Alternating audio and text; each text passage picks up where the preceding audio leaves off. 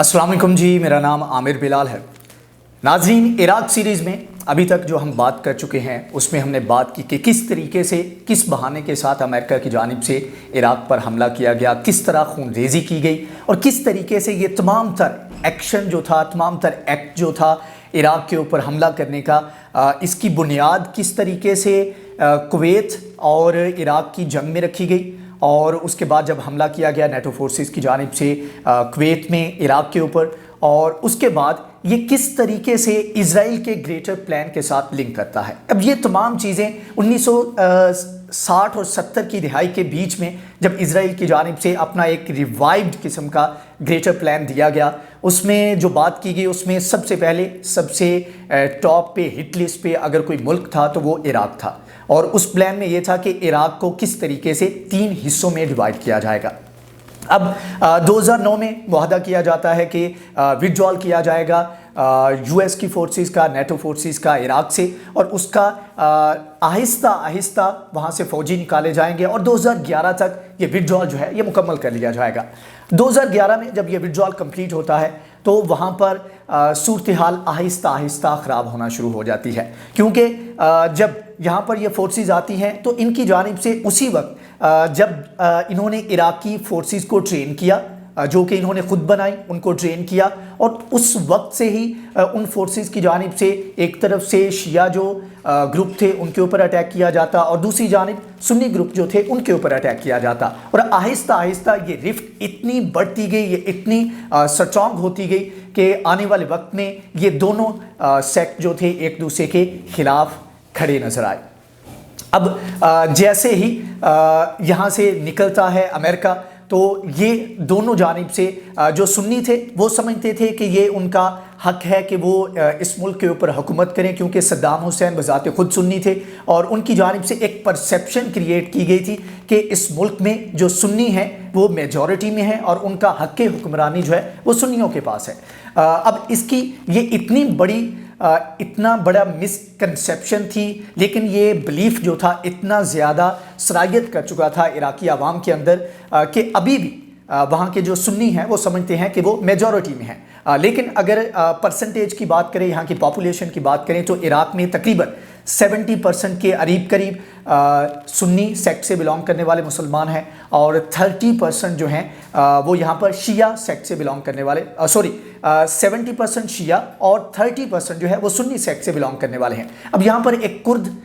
जो इराकी कुर्द हैं उनकी मेजॉरिटी भी यहाँ पर है, लेकिन वो अलग से पॉपुलेशन का हिस्सा नहीं। इराकी कुर्द जो हैं उनमें भी कुछ शिया हैं,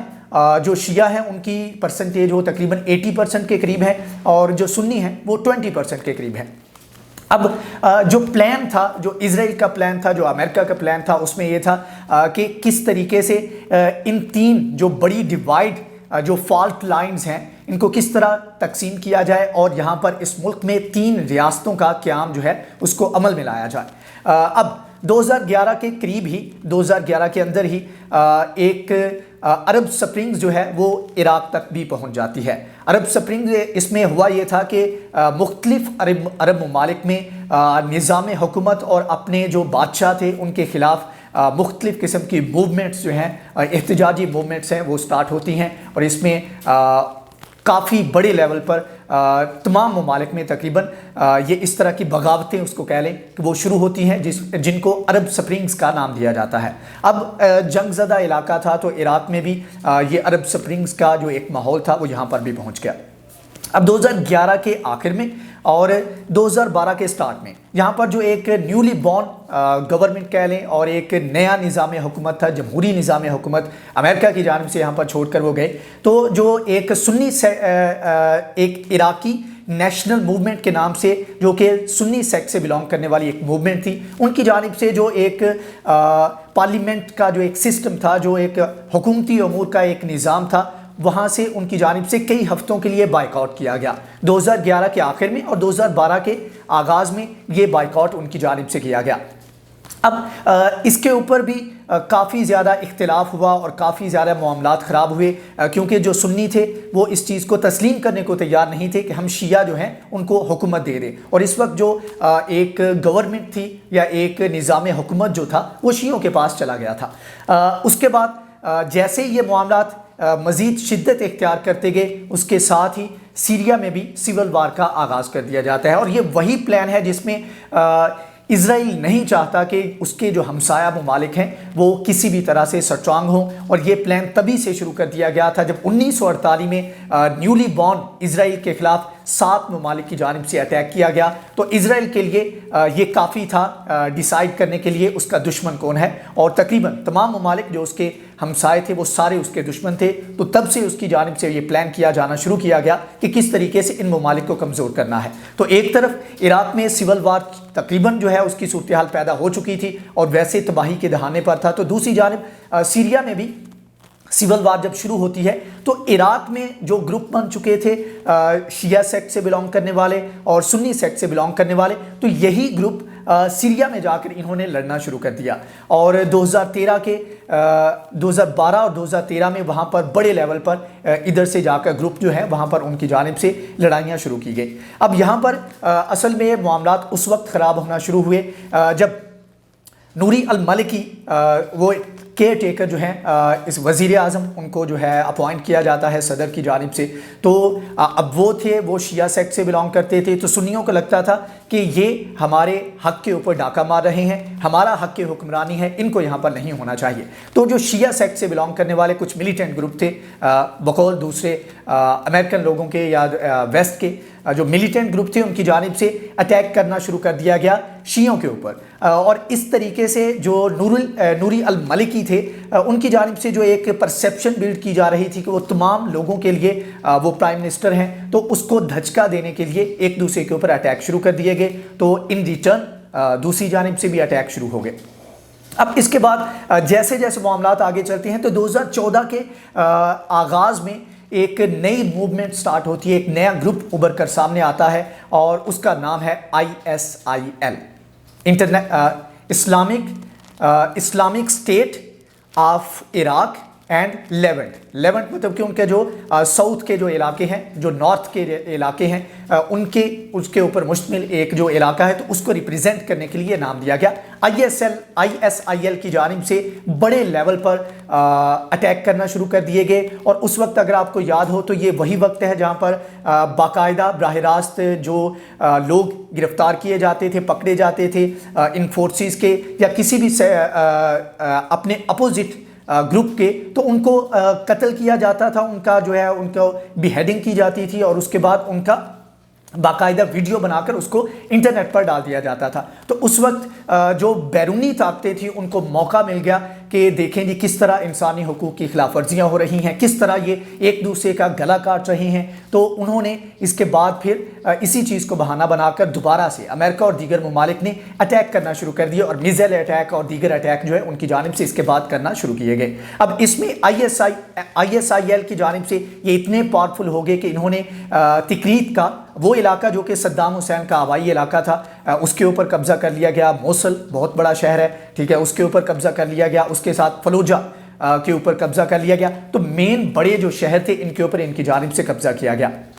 और इसी सूरत में जो एक सो कॉल्ड जमहूरियत थी उसका निज़ाम भी चलता रहा। और 11 अगस्त का वो दिन था 2014 में, 11 अगस्त 2014 को ऐलान किया गया वहाँ के प्रेसिडेंट की जानिब, बल्कि उनकी हाईएस्ट जो कोर्ट थी उनकी जानिब से ऐलान किया गया कि नूरी अल मलिकी जो हैं वो क्योंकि बड़ा मैंडेट रखते हैं पार्लियामेंट के, उनका जो ब्लॉक है उसकी अक्सरियत है, लिहाजा आगे भी उनका जो निज़ाम हुकूमत है ये इन्हीं के पास रहेगा। लेकिन उसके ऊपर फिर बाद में जो सदर हैं उनकी जानिब से एतराज़ किया गया और सदर ने हुक्म दिया कि एक नई गवर्नमेंट बनाई जाए जो कि आगे आकर मामलात को संभाले। तो उसके ऊपर वहाँ पर हैदर अल आबदी के नाम से एक शख्स थे, उनको लीडर थे, पॉलिटिकल लीडर थे, उनको उन्होंने ये हुक्म दिया सदर की जानिब से कि आप नई गवर्नमेंट बनाने के लिए इक़दाम करें। अब यह है कि इसके ऊपर कहा जाता है ग्रेटर गुड ऑफ कंट्री, मुल्की मफाद में उनकी जानिब से बाद में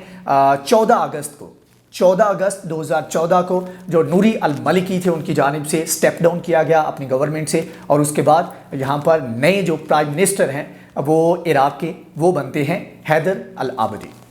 اور اس کے بعد اس کے اوپر ایران کی جانب سے، امریکہ کی جانب سے، رشیا، دیگر جتنے ممالک ہیں ان کی جانب سے اپریشیٹ کیا گیا کہ چلو نیا جو ہے نظام حکومت جو چل رہا تھا اس میں نئی گورنمنٹ آئی ہے، نئی لیڈرشپ آئی ہے، تو ہو سکتا ہے اس میں معاملات آگے جا کر بہتر ہو جائیں۔ اب اس کے بعد اس تمام تر صورتحال میں ایک نئی ڈیبیٹ شروع کی گئی کہ یہاں پر عراق کے اندر اسی ایجنڈے کے تحت جس کی ہم بات کرتے ہیں کہ 3 حصوں میں تقسیم کیا جائے، اور ایک ایسی ڈیبیٹ شروع کی گئی جس میں کرد جو ہیں، کرد سنی کرد کے کردستان کے نام سے ایک سٹیٹ ہوگی، اور اس کے بعد سنیستان کے نام سے ایک سٹیٹ ہوگی، اور ساتھ میں شیعہ جو ہیں کرد، شیعہ کرد کہہ لیں یا شیعستان کے نام سے، اس طرح سے 3 حکومتیں جو ہیں 3 سٹیٹس جو ہیں وہ پروپوز کی گئی، اور اس کے اوپر کافی زیادہ ڈیبیٹ بھی ہوتی رہی، لیکن اس کے اوپر وہاں کے جو لوگ ہیں وہ اس کے اوپر ایگری کرنے کے لیے تیار نہیں تھے۔ اور اس کے بعد پھر معاملات اس وقت مزید خراب ہوئے جب ایک ریفرینڈم کروایا گیا، اور اس ریفرینڈم میں جو کرد تھے انہوں نے ریفرینڈم کروایا، اور اس میں ان کی جانب سے تقریباً 90% کی پرسنٹیج کے ساتھ وہ وہاں پر جیتے، اور ان لوگوں نے جو عراقی کرد تھے ان کی جانب سے اس حق میں فیصلہ کیا گیا کہ ہماری الگ سے اسٹیٹ ہونی چاہیے، لیکن فیڈرل گورنمنٹ کی جانب سے اس کو ڈینائی کیا گیا اور کہا گیا کہ یہ ویلڈ نہیں ہے، انویلڈ ہے، غیر قانونی ہے، اس طرح کا ریفرینڈم جو ہے اس کو ہم قبول نہیں کرتے۔ اب مین وائل جب یہ تمام تر صورتحال چل رہی تھی تو اس وقت ترکی کی جانب سے اٹیک کیا جاتا ہے، ترکی کی جانب سے جو نارتھ والی سائڈ کے جو ناردرن جو عراقی ہیں کرد، ان کے اوپر اٹیک کیا گیا، اور اس کے اوپر بڑے لیول کے اوپر ان کی جانب سے یہ اٹیک شروع کیے گئے، کیونکہ کرد اس چیز کے دعوے دار ہیں کہ ترکی کا کچھ حصہ اور عراق کا بہت بڑا علاقہ وہ ان کا حصہ ہے، اور وہ اس کے اوپر وہ اپنا الگ سے ملک بنانے کے اس میں خواہش مند ہیں۔ اب کرد اس بات کو لے کر کافی کانفیڈنٹ تھے کہ جو 2015 کے قریب جو ایڈمنسٹریشن تھی امریکہ کی، ان کی جانب سے اس کے اوپر ان کو بہت زیادہ سپورٹ کیا جاتا تھا، اور اس کے اوپر وہ جارج ڈبلیو بش کو اپنا بہت بڑا احسان مند مانتے تھے کہ اس کے حملہ کرنے کی وجہ سے یہاں پر ان کو موقع ملا کہ وہ اپنی الگ سے اسٹیٹ بنانے کے اوپر کام کر سکیں، اور ان کو کافی حد تک وہ کانفیڈنٹ تھے کہ وہ اس کے اوپر عمل درآمد وہ کر سکیں گے، اپنی الگ اسٹیٹ جو ہے اس کو بنا سکیں گے۔ لیکن جب 2011 میں وڈرا کا اعلان کیا گیا تو تب ان کو ایک دھچکا لگا اور ایک بیٹریل ان کی جانب سے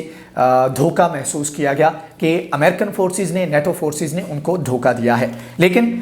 اس کے اوپر بعد میں ترکی کی جانب سے باقاعدہ اس کے اوپر ایک آپریشنز بھی شروع کیے گئے، ایک طرح کی جنگ کی سی صورتحال پیدا ہوئی۔ تو